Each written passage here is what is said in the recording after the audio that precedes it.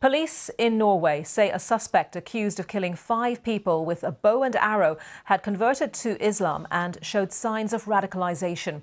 A spokesman said police had been in contact with him over his views. The suspect is a 37-year-old Dane living in Kongsberg, the southeastern Norwegian town where the attacks took place.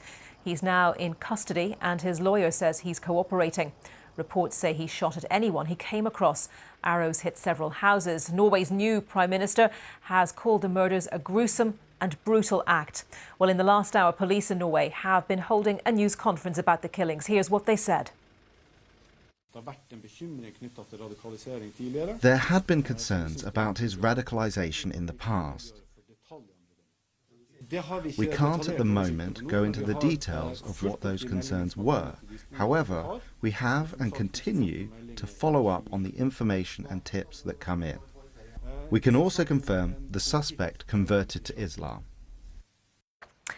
Journalist Joe Devlin has been following the story closely and joins us now from Oslo.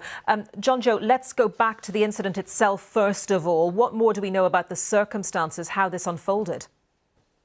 Well, so far we know that at around 6:15 local time, reports came into police that a man was attacking people with a bow and arrow. Half an hour later, he was apprehended. And of course, in his wake, a number of people had been killed and several had been injured. We now know that it was not just a bow and arrow that the perpetrator used. Police have confirmed that he did use another weapon or perhaps several other weapons, but they will not confirm which and how he did make the attack, which started in a local supermarket and spread out to the local area.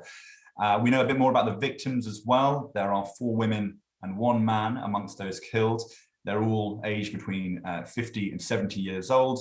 Police have reconfirmed that they believe he acted alone. It's unclear when police knew and were informed of his presence. He was definitely, though, on their radar. Yeah, I mean, and that is my next question, Joe. I mean, people naturally asking if this individual was on the radar of police.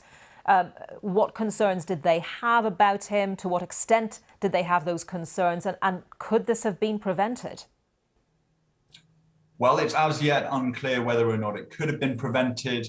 Of course, the chief of police, Ole Saeverud, in the southeastern police district where Kongsberg is located, said the man had converted to Islam, that they had received several reports of concerns about his radicalisation, and that police had been in contact with him, the 37-year-old man, before. However, none of these reports of his radicalisation came in 2021. So perhaps there is a question whether or not this should have been followed up on. It's at this point hard to say. OK, Joe Devlin, thank you very much for bringing us up to date with the latest on that attack in Norway.